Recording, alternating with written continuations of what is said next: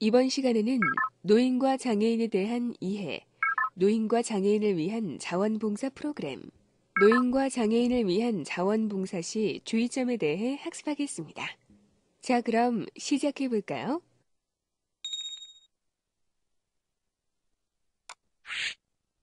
폐지 줍는 노인들. 열차가 들어오고 있습니다. 안전선 안쪽에서 노인 공경의 나라였던 한국이 어쩌다가 노인들이 세계에서 가장 살기 힘든 나라가 된 거야? 이렇게 죄다 우울한 기사뿐이라니 이 신문 볼 맛이 안 나는구만. 에이, 이 조심성 없는 노인네 같으니라고. 사람을 쳤으면 사과를 하지 웃기는 왜 웃어?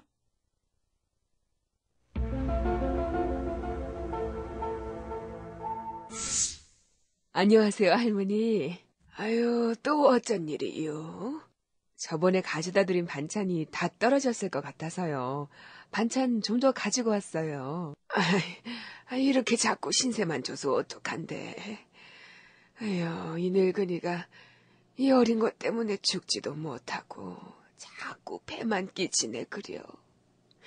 죽을 때까지 이 신세를 어찌 다 갚을꼬. 그런 말씀 마세요. 다 저희가 좋아서 하는 일인데요.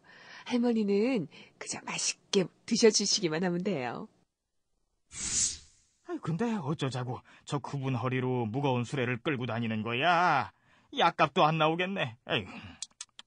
김씨 할머니는 부양가족 없이 기초생활수급에 의존하여 어렵게 살아가고 계세요.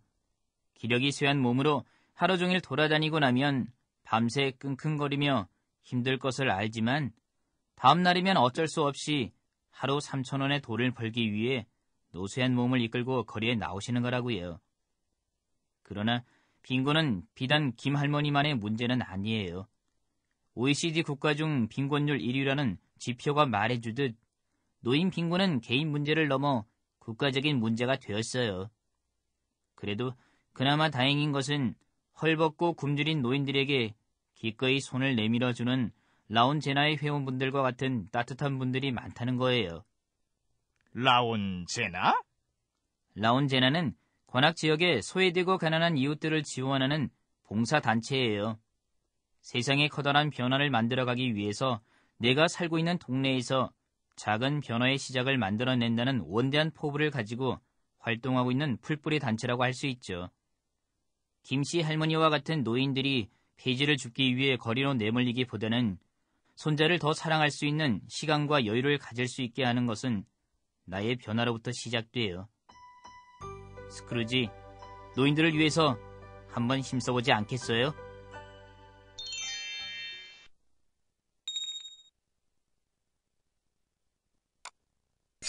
노인에 대한 이해.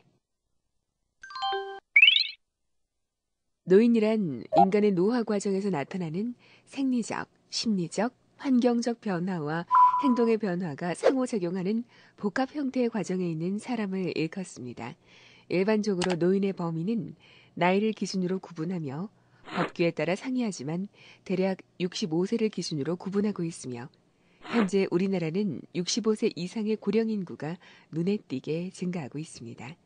노년기에는 어느 한 기능만 저하되는 것이 아니라 신체적, 심리적, 사회적인 전 분야에 걸쳐 기능이 쇠퇴되거나 위축되는 문제를 경험하는 경우가 많습니다. 이에 대해 자세히 알아볼까요?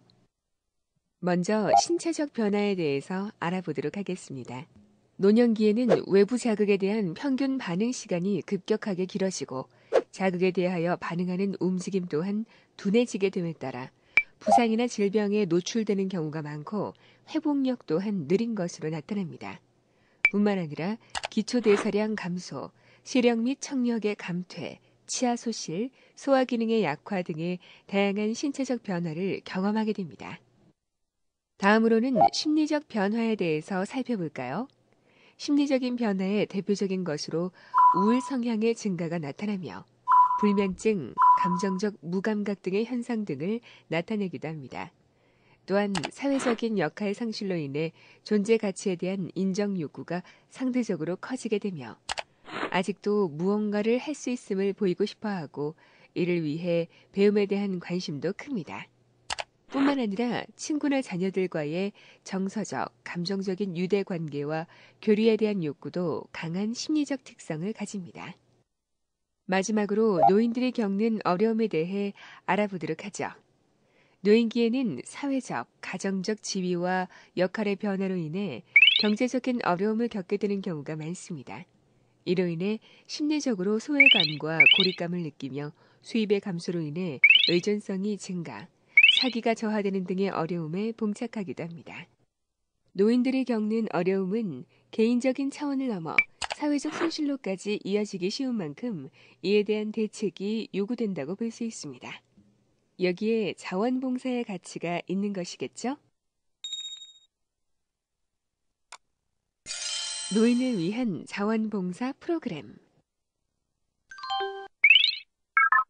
노인을 위한 자원봉사는 직접적 자원봉사 활동과 간접적 자원봉사 활동으로 구분할 수 있습니다. 먼저 직접적 자원봉사에 대하여 알아볼까요? 직접적 자원봉사에는 안부 전화 드리기, 말벗 해드리기, 가정 결연 등의 상담 및 심리적 지지 활동과 문맹노인 한글 지도, 휴대폰 사용 지도, 취미활동 지도 등의 교육 지원, 동반 외출, 사회적응 훈련, 편지나 자서전 대필 등의 사회활동, 도시락 및 밑반찬 배달, 이미용 제공, 임종 간호, 간병하기, 주거 환경 관리, 장소 사진 촬영 등의 생활 지원 활동이 있습니다. 다음으로는 노인을 위한 자원봉사 활동 중 간접적 자원봉사 활동에 대하여 알아보도록 하겠습니다. 간접적 자원봉사 활동에는 차량 운행, 관련 기관 및 단체 업무 지원, 기관 방문 및 위문 공연 등의 활동이 있습니다.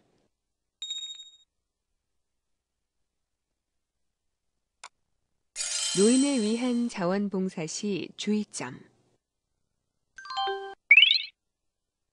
자원봉사자가 노인을 위해 자원봉사를 할 때 필요한 기본 예절이 있습니다. 자원봉사자는 노년기 특성에 대한 기본적인 이해가 필요하고 마음의 여유를 가지고 밝은 얼굴과 안정된 태도로 대하도록 하며 노인들의 추억을 소중하게 여겨야 합니다. 우리가 보기에는 쓸모없는 물건이라도 그분들에게는 소중한 추억이 깃들어 있다는 것을 명심해야 하고 지킬 수 없는 약속은 하지 않도록 하고 약속한 일은 반드시 책임감을 갖고 지키도록 하며 노인이 주는 물건이나 음식은 하찮은 것이라도 감사하게 받도록 합니다. 자원봉사자가 노인분과 대화를 할 때도 몇 가지 사항을 유의해야 합니다. 먼저 예의 바르게 인사를 하고 누구인지 무엇을 하러 왔는가를 설명드려야 하고 노인분들은 청력과 언어 구사 능력이 저하되는 경우가 있으므로 노인분들이 알아듣기 쉽게 천천히 또박또박 말해야 하며 존댓말을 사용하고 이해하기 어려운 외래어나 유행어 사용은 삼가하도록 합니다. 대화 시 추측이나 짐작하지 말고 말하고자 하는 내용이나 이해한 내용이 정확한지 확인해야 하고 참을성 있게 노인의 말을 들어줘야 하며 개인적인 이야기에 대해 지나치게 물어보지 않아야 합니다.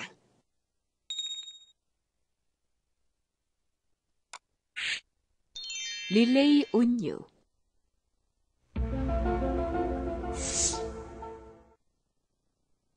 모두들 고마워. 나 때문에 이렇게 애써주고. 에이, 언니, 그런 소리 마. 다 우리가 좋아서 하는 일인걸? 힘들지? 그만 나랑 교대하자. 그럴까? 나 조금만 잘게.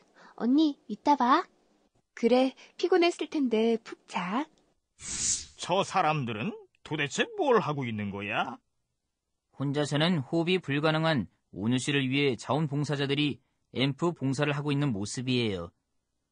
2005년 온유 씨는 의료 사고로 스스로 호흡할 수 없는 1급 장애인이 되었어요. 그래서 저렇게 주머니 형태의 호흡 보조 기구인 앰브를 이용해 온유 씨의 상태나 움직임에 따라 적절히 숨을 불어 넣어줘야 해요. 그래야만 그녀가 생명을 이어갈 수 있거든요. 처음에 엠브에 숨을 불어넣어 주는 것은 순전히 부모님의 몫이었어요. 어머니는 혼자서 36시간 동안 엠브를 작동하기도 했고, 아버지는 밤새 엠브를 만지고 출근하다가 교통사고가 나기도 했죠. 그러나 다행히도 온유 씨의 소식이 세상에 알려지면서 그녀를 위해서 수많은 자원봉사자들이 발벗고 나서 주었어요. 이들은 2명에서 4명씩 한 조를 이루어 24시간 온유 씨의 곁을 지켜주었어요. 한 사람이 30분에서 1시간 정도 엠브를 작동하면 다음 사람이 쉬고 있다가 교대하는 식으로 말이죠. 이렇게 혼자서는 호흡이 불가능한 한 생명을 지키고자 지난 2년간 1,500명에 달하는 자원봉사자들의 손길이 이어졌답니다. 생명을 지킨 1,500명의 릴레이 손길이라. 참으로 감동적이구나. 언제나 하는 말이지만 그저 감동에서 그치지 말고 그 감동을 행동으로 옮기시는 게 어때요? 온유 씨처럼 도움의 손길이 절실한 장애인들도 많고 그들을 위해서 할아버지가 할 수 있는 일도 무궁무진하다고요.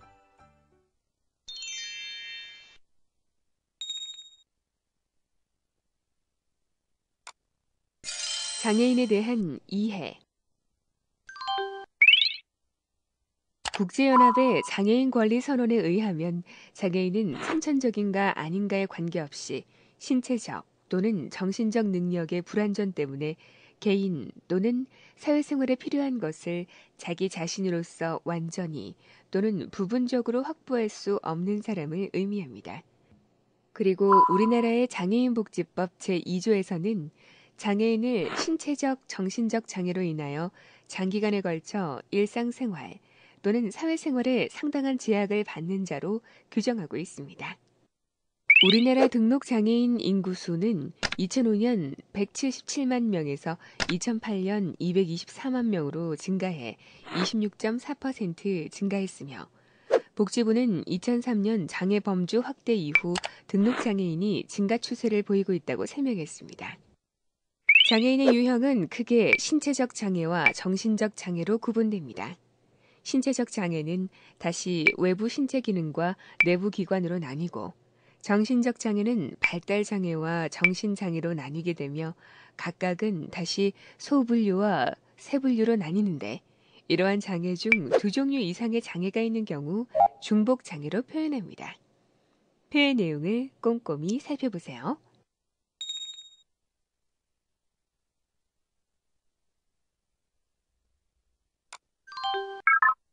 장애를 갖게 되는 경우는 언어와 자폐성 장애를 제외하고 후천적 질환이나 불의의 사고로 인하여 발생하는 경우가 80% 이상으로 많습니다. 언어, 지적, 자폐성, 안면장애의 경우 선천적 원인에 의해 약 20% 이상의 발생률을 보이지만 그 외의 장애는 대부분 10% 이하에 불과합니다. 이처럼 장애는 우리 모두가 직간접적으로 경험하게 되거나 살아가면서 언제든 자신의 일로 다가올 수 있는 모두의 이름을 상기하고 장애를 가지고 있는 사람과 비장애인 모두 우리 사회의 한 구성원으로 더불어 살아가는 방법을 익혀가는 것이 바로 자원봉사라 할 수 있습니다. 장애인을 위한 자원봉사 프로그램. 장애인을 위한 자원봉사는 직접적 자원봉사활동과 간접적 자원봉사활동으로 구분할 수 있습니다. 먼저 직접적 자원봉사에 대하여 알아볼까요? 직접적 자원봉사에는 말벗, 상담 등의 상담 및 심리적 지지 활동, 학습 보조 및 지도, 컴퓨터 교육, 시각장애인 이동훈련 보조 등의 교육 지원 활동, 동반 외출, 사회 적응 훈련, 수화 통역 등의 사회활동, 도시락 및 밑반찬 배달, 임의용 제공, 순회 진료, 건강검진 및 병원 이용 안내, 구직장애인을 위한 직업상담 등의 생활지원 활동이 있습니다. 다음으로는 장애인을 위한 자원봉사활동 중 간접적 자원봉사활동에 대하여 알아보도록 하겠습니다. 간접적 자원봉사에는 관련 단체 및 기관의 업무 지원 활동, 시각장애인을 위한 도서 전산화 및 녹음서 제작 활동, 시설, 장비 보수 및 환경관리 활동, 장애인 관련 각종 행사 및 캠페인 활동이 있습니다.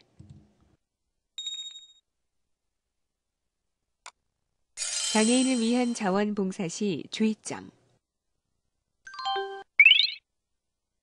장애인을 위한 봉사를 할 때 봉사자는 장애인을 동일한 한 사람의 인격체로 존중해야 하고, 봉사자가 독단적으로 생각하고 행동하는 것은 친절이 아니라 참견이 될 수 있기 때문에 장애인에게 과잉 보호나 과잉 염려, 과잉 친절, 동정은 삼가도록 해야 합니다.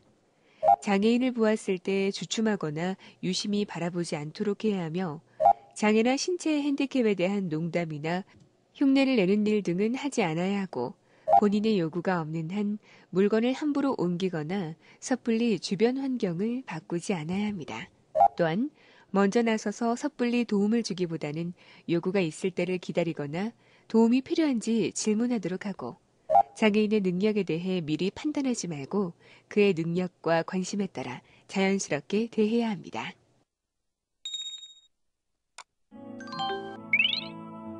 이번 시간에는 노인과 장애인에 대한 이해, 노인과 장애인을 위한 자원봉사 프로그램, 노인과 장애인을 위한 자원봉사 시 주의점에 대해 학습해 보셨습니다. 스웨덴 이웃들을 위한 자원봉사의 힘이 얼마나 위대한지 여러분도 느끼셨으리라 생각됩니다. 이제 여러분도 스웨덴 이웃들을 위한 자원봉사의 길에 한 발짝 다가가 보시는 건 어떨까요?